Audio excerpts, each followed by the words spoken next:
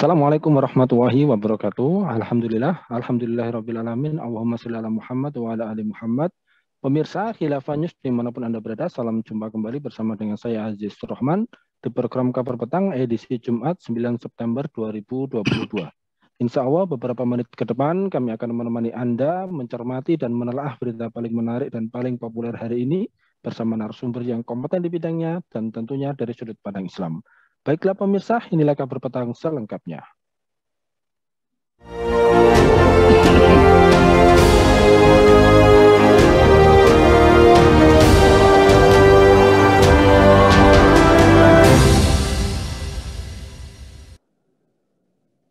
Pemirsa, Wakil Presiden Ma'ruf Amin menyatakan kenaikan BBM sebenarnya dilakukan untuk normalisasi pemberian subsidi yang semula tidak tepat sasaran.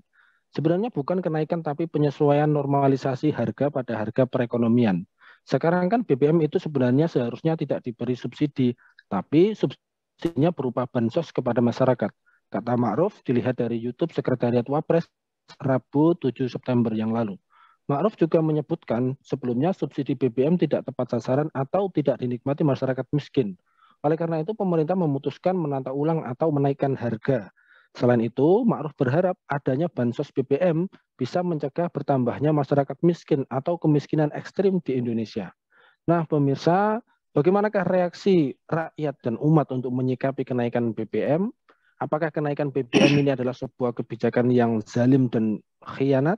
Serta bagaimanakah seharusnya pengelolaan migas dan seluruh sumber daya alam dalam sudut pandang Islam? Pemirsa, untuk membahasnya kami telah terhubung dengan Bung Ahmad Fatoni dari El Haroka Research Center. Kita sapa dulu beliau. Assalamualaikum warahmatullahi wabarakatuh, Bung Fatoni. Waalaikumsalam warahmatullahi wabarakatuh. Alhamdulillah, bagaimana nih kabarnya nih, Bung? Sehat, Bung? Alhamdulillah sehat walafiat. Alhamdulillah Allah Subhanahu wa taala. Amin ya rabbal alamin. Baik, langsung saja Bung. Ini kan di tengah-tengah masyarakat ini ada pemberitaan yang benar-benar membuat masyarakat bersedih ya. Bagaimana tidak, harga BBM yakni Pertalite yang sebelumnya harganya sekitar Rp7.650 per liter ini naik menjadi sekitar Rp10.000 per liter. Padahal Pertalite selama ini menjadi konsumsi jutaan masyarakat, terutama masyarakat menengah ke bawah. Nah, melihat kebijakan tersebut, ini menurut Anda ini seperti apa? Mohon tanggapannya dan kira-kira dampaknya bagi masyarakat seperti apa ini? Ya, sebagaimana yang telah diputuskan oleh pemerintah bahwa BBM naik ya dalam beberapa hari terakhir ini, tentu ini sangat berdampak ya pada masyarakat dan tentu dengan kondisi masyarakat yang daya belinya sudah turun ya, apalagi kemudian diterpa pandemi selama kurang lebih 2 tahun itu, kondisi masyarakat sekarang berat, secara tekanan ekonomi berat yang dialami oleh masyarakat ya. Nah, apalagi kemudian ada kebijakan kenaikan BBM yang fantastis itu ya, yang sebagian besar menggunakan misalnya jenis Pertalite yang dari 7.600 sekian ya, 650 sampai sekarang 10.000, kenaikan yang luar biasa. Tentu ini kalau kebijakan ini merupakan kebijakan yang sangat zalim menurut saya. Dan harusnya kebijakan itu tidak diterapkan oleh pemerintah ya. Dan tentu dengan kenaikan harga BBM ini dampaknya sangat besar ya bagi masyarakat luas ya. Yang pertama bisa rakyat kebanyakan yang sekarang ini menengah ke bawah ya, yang saat ini hidup dalam ya tekanan ekonomi yang sangat berat ya, kemudian dengan kenaikan BBM ini jelas mereka mengalami kesengsaraan ya, penderitaan dan daya beli mereka semakin turun kan begitu. Dan tentu ini bisa menyebabkan beban hidup mereka ya, masyarakat terutama ekonomi menengah ke bawah itu ya semakin bertambah. Nah, ditambah lagi ya dengan kondisi kenaikan BBM itu jelas ya akan meningkatkan biaya hidup masyarakat. Harga kebutuhan pokok jelas akan semakin naik ya. Karena biaya transportasi juga otomatis naik dan akibatnya beban operasional seluruh kegiatan ekonomi masyarakat juga akan dipastikan naik. Dan ini sudah menjadi hukum alam ya. Kalau BBM ini merupakan komoditas strategis. Ketika BBM itu naik, maka kebutuhan-kebutuhan lain yang menggunakan jasa transportasi, yang jelas menggunakan BBM itu justru akan menaik, dan ini dampaknya luas, akan menyasar kepada seluruh masyarakat. Kebutuhan pokok dan kebutuhan apa saja yang dibutuhkan masyarakat semakin naik. Dan ini akan semakin menyengsarakan kehidupan rakyat yang selama ini sudah sengsara. Dan ini jelas, ini kebijakan dengan BBM adalah kebijakan yang zalim dan tidak layak diterapkan bagi masyarakat yang kondisi tekanan ekonomi yang berat seperti sekarang ini. Begitu, Bang Aziz. Ya, baik. Sebagaimana sedikit Anda singgung tadi, dan juga ini banyak juga para pengamat dan peneliti juga menyampaikan bahwa kebijakan menaikkan harga BBM ini adalah sebuah bentuk pengkhianatan dan juga kezaliman. Nah, menurut Anda sendiri, sebenarnya apa ini? Apa alasan yang bisa menyebabkan pemerintah ini melakukan sebuah pengkhianatan dan juga kezaliman terhadap rakyatnya ketika melakukan menaikkan harga BBM? Ya. Karena jadi jelas ya, kebijakan menaikkan harga BBM adalah pengkhianatan dan kezaliman. Mengapa demikian? Ya, karena seharusnya kewajiban penguasa itu adalah menyejahterakan seluruh rakyat yang dipimpinnya, bukan malah menyengsarakan. Ya. Jadi dengan menaikkan BBM ini jelas ini adalah kezaliman. Kenapa? Harusnya penguasa, pemimpin suatu negeri itu berkewajiban untuk menyejahterakan, membuat kehidupan rakyatnya itu sejahtera. Dan bukankah itu yang dicita-citakan para pendahulu kita? Ketika merdeka, kehidupannya menjadi lebih baik dan lebih baik, ya, kesejahteraan meningkat, ya, kebutuhan-kebutuhan itu murah, ya, tentu kesejahteraan tingkat taraf hidup menjadi meningkat. Nah, ini tidak, ya, justru sekarang ini dalam kondisi yang masyarakat yang beban ekonomi sangat berat, ya, ditambah lagi kemudian kebijakan yang justru menyengsarakan mereka. Jelas ini merupakan kezaliman yang seharusnya tidak dilakukan oleh penguasa negeri ini.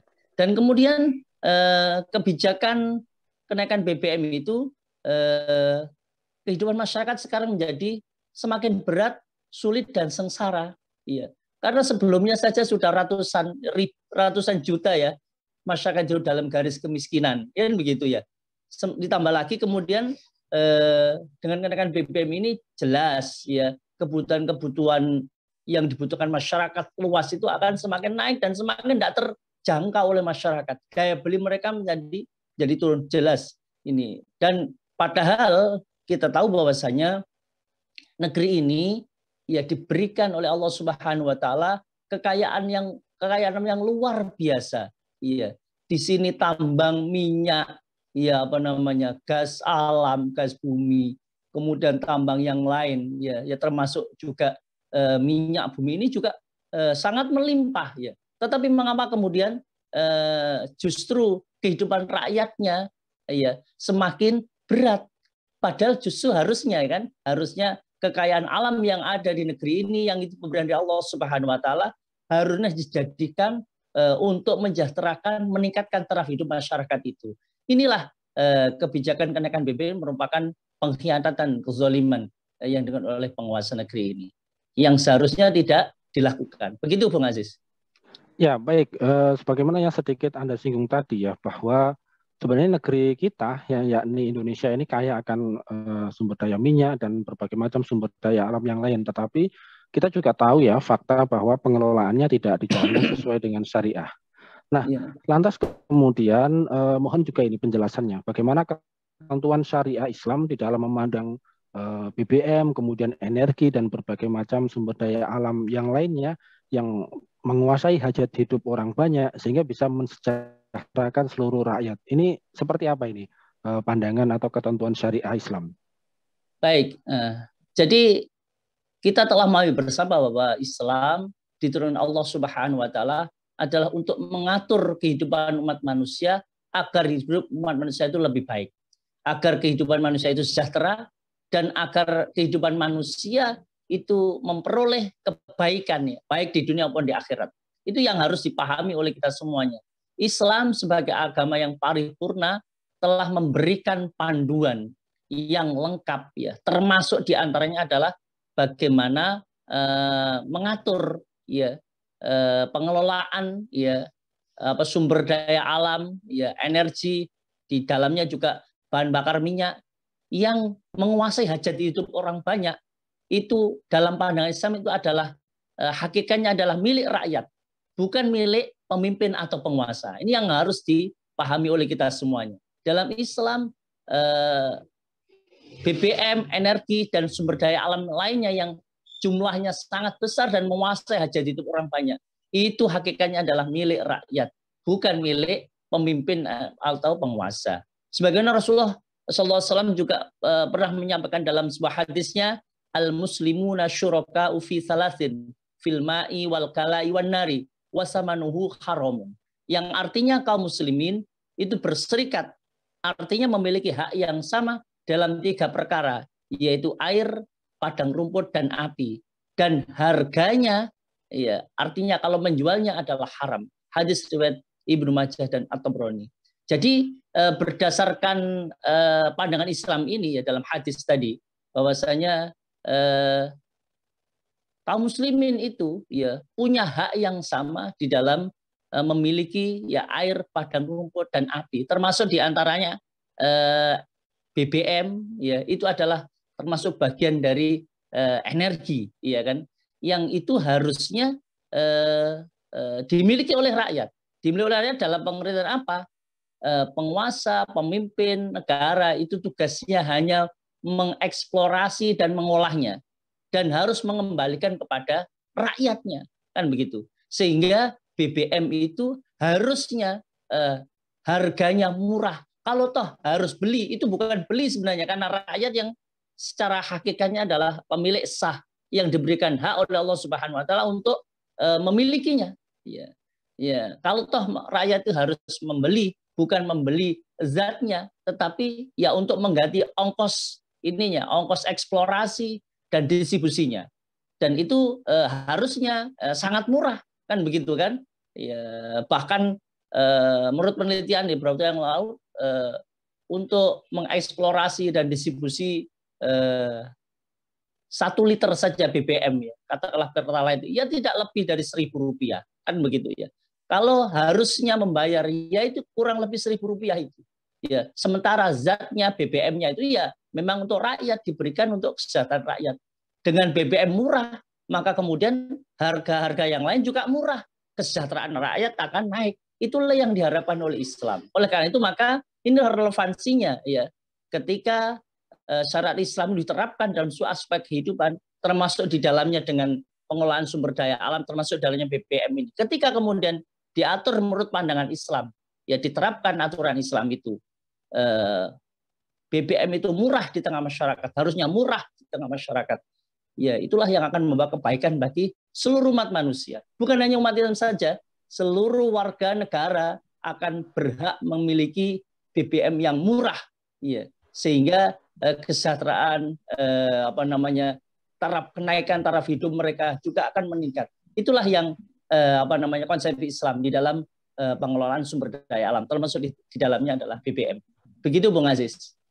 Ya baik, lantas berikutnya ini kan kita juga memahami ya bagaimana pengelolaan BBM di negeri kita, terus kemudian juga yang diopinikan di tengah-tengah masyarakat juga terkait dengan subsidi BBM. Nah, tanggapan Anda sendiri ya terkait dengan subsidi BBM ini seperti apa? Ini mohon penjelasannya, dan juga nanti mohon dijelaskan juga terkait dengan klaim pemerintah yang menyatakan bahwa subsidi BBM selama ini salah sasaran dan hanya dinikmati oleh orang-orang kaya saja. Ini catatan Anda terkait dengan hal tersebut ini mohon seperti apa ini bisa dijelaskan? Iya. Jadi menurut saya seharusnya istilah subsidi atau sebagainya itu tentu seharusnya tidak digunakan.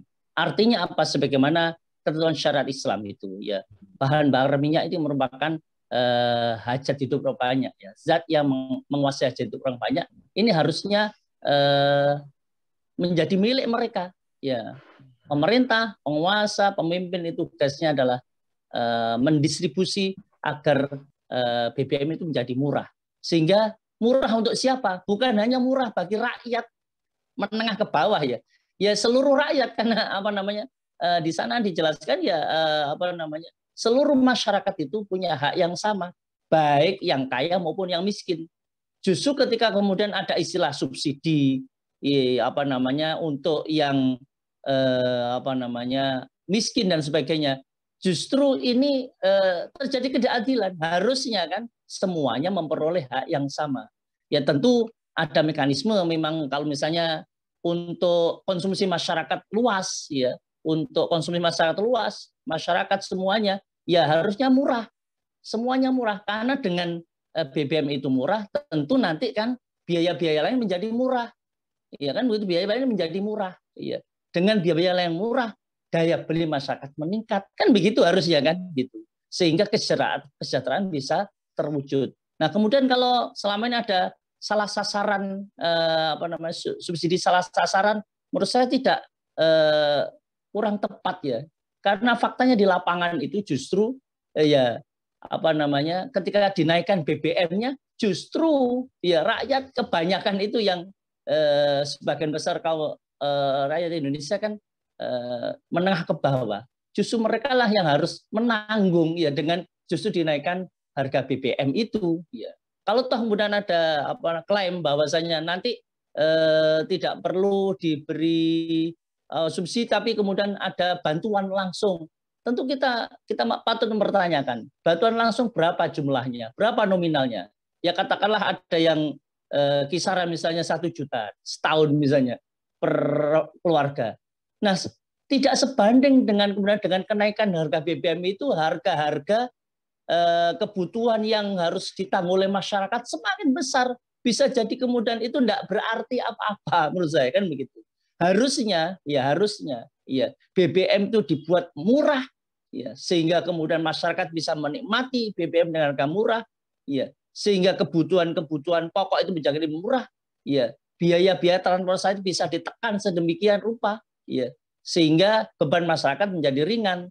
Kalau toh memang ada masyarakat yang misalnya untuk industri tentu nanti akan ada hitungan-hitungannya ya. Untuk industri tentu nanti beda dengan hitungan untuk konsumsi masyarakat pada umumnya.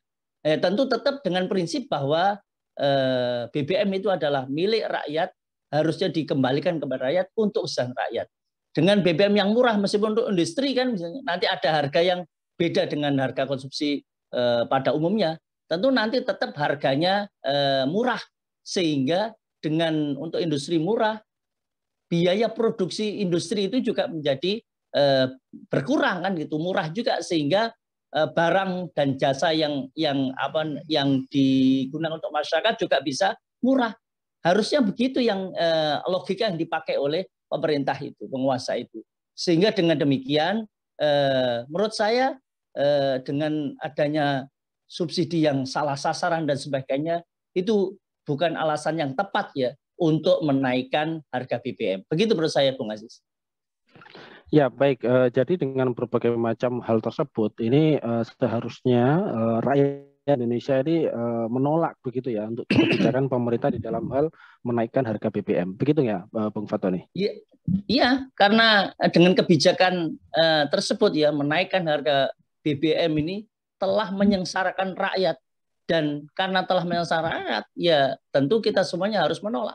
Dan seharusnya ya, dengan banyak respon dari masyarakat ya berbagai daerah ini juga melakukan penolakan, aksi penolakan, ya banyak tokoh juga melakukan penolakan dan sebagainya. Harusnya penguasa negeri ini itu segera mengakomodir masukan masyarakat itu. Ya, katanya masyarakat itu kan pemilik sah, ya harta kekayaan negeri ini. Harusnya kan kemudian segera kebijakan menaikkan BBM itu ditinjau ulang, ya bahkan dibuat dibatalkan dan kemudian diturunkan harganya. Ya apalagi kemudian dalam beberapa terakhir ini kan konon adalah harga minyak mentah dunia turun anjlok kan begitu ya. Sehingga harga BBM menjadi murah. Dan ini ditambah dengan fakta di lapangan. Ya dalam pemberitaan itu negara-negara lain banyak yang kemudian justru kebijakannya kemudian menurunkan harga BBM-nya untuk masyarakatnya. Tapi kemudian mengapa demikian kok? Apa kemudian Indonesia tidak bisa? Justru malah Indonesia kok menaikkan di saat harga BBM, harga minyak mentah dunia turun, dan banyak negara-negara tetangga kita itu justru malah menurunkan harga BBM, ya malah kemudian Indonesia kok malah kemudian menaikkan. Inilah apa pertanyaan-pertanyaan yang apa namanya mengganjal kita ya. Harusnya kebijakannya itu ya harus saat ini adalah ya menurunkan harga BBM itu bahkan semurah mungkin ya, semurah mungkin. Maka kebijakan menaikkan harga BBM yang sangat memberatkan ini ya harus ditolak oleh semua pihak. Begitu, Bung Aziz. Ya, baik. Terakhir, Bung, kita juga mengetahui bahwa sistem kehidupan kita ini kan tidak sesuai dengan Islam ya. Bahkan ada atau banyak kalangan yang mengatakan sistem kehidupan kita ini adalah kapitalis, sekuler, dan juga liberal. Nah, menurut Anda ini apa solusi tuntas agar kita ya, yakni terutama umat Islam dan juga rakyat Indonesia secara umum ini bisa keluar dari jerat sistem sekuler, kapitalis, liberal yang sudah terbukti ini menyengsarakan begitu banyak rakyat ini. Baik, iya. Jadi dengan fakta yang ada itu ya, kegagalan sistem kapitalis sekuler liberal ya di dalam mensejahterakan rakyat ya. Tentu ini harusnya menjadi pendorong bagi kita semuanya untuk mencari sistem yang layak digunakan untuk mengatur umat manusia itu. Tentu sistem yang layak yang digunakan untuk mengatur kehidupan umat manusia itu adalah sistem yang berasal dari zat penguasa alam semesta ini, yaitu Allah Subhanahu wa taala. Allah Subhanahu wa taala menurunkan sistem Islam, memberikan aturan syariah Islam untuk mengatur seluruh urusan manusia, termasuk diantaranya adalah untuk pengelolaan sumber daya alam, termasuk dalamnya BBM ini.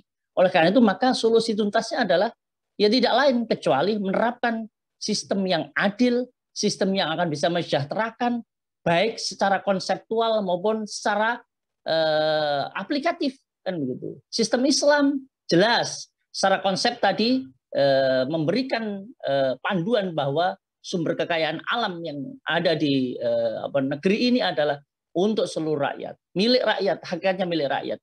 Penguasa, pemerintah itu tugasnya hanya mengeksplorasi dan mengolahnya dan mendistribusikannya, ya, dan dikembalikan harganya secara murah kepada masyarakat, baik secara murah kepada masyarakat langsung maupun bisa digunakan untuk kemudian memberikan subsidi untuk kesehatan, ya, bidang kesehatan, pendidikan, sehingga kesehatan dan pendidikan menjadi murah, bahkan gratis, ya. Dari apa ya? Dari kekayaan alam yang melimpah dari Allah untuk negeri ini. Itulah solusi tuntas. Ketika sistem Islam, ya, dalam pengelolaan sumber daya alam dan sistem yang lain diterapkan dalam seluruh aspek kehidupan dalam sistem khilafah, itulah yang akan memberikan kesejahteraan kebaikan. Dan itu secara konseptual jelas Islam punya konsep secara detail, ya, secara fakta empirisnya dulu ketika sistem Islam diterapkan, khilafah Islam diterapkan, telah memberikan kebaikan, kesejahteraan, ya, kedamaian bagi seluruh umat manusia kurang lebih 13 abad lamanya. Tentu kita ya harusnya ya kita seluruh umat Islam ya dan umat-umat yang lain harusnya sekarang ini saatnya untuk kemudian mengatur negeri dan bangsa ini dengan aturan yang berasal dari yang maha benar, maha sempurna dari Allah Subhanahu wa taala, yaitu menerapkan kembali sistem Islam. Itulah solusi tuntas ya untuk menyelesaikan persoalan yang dihadapi oleh negeri dan bangsa ini, dan agar negeri dan bangsa ini ya, diberikan kebaikan dari Allah Subhanahu wa taala, diberikan berkahnya ya, dari langit dan bumi ketika kemudian mau taat dan tunduk terhadap aturan Allah Subhanahu wa taala, termasuk di dalamnya dalam pengelolaan sumber daya alam ini. Begitu menurut saya, Bung Aziz. Ya, baik, Masya Allah nih, luar biasa ini. Terima kasih, syukran wa jazakumullahu khairan kasihan kepada Bung Victori yang telah memberikan banyak sekali pencerahan dan juga nasihat buat kita semuanya. Terima kasih juga telah hadir di Kabar Petang pada kesempatan kali ini.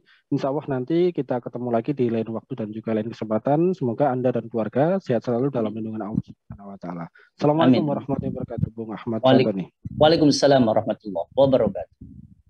Baik pemirsa, demikianlah kabar petang pada edisi kali ini. Semoga Anda mendapatkan banyak manfaat dari acara kami. Jangan lupa saksikan kami besok di jam dan channel yang sama. Dan jangan lupa juga like, comment, share, subscribe, serta klik tekan tombol loncengnya agar tidak ketinggalan update terbaru dari Khilafah News. Karena hanya di sinilah Anda akan mendapatkan informasi aktual, terpopuler, dan tentunya dari sudut pandang Islam.